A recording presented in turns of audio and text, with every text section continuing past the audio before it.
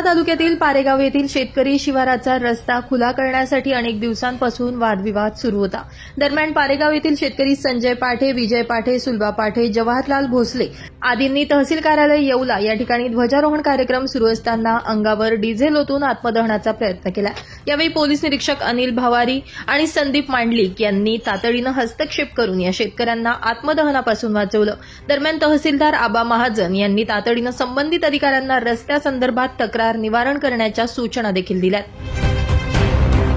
पारेगावचे आम्ही राहणार पारेगाव आहे। आमचा रस्ता होऊन 5 महिने खुला होऊन झाला, तर आज बी आम्हाला रस्ता मळ्यात खादबीत काही जाताच येत नाही, काही पर्याय मार्गच नाही।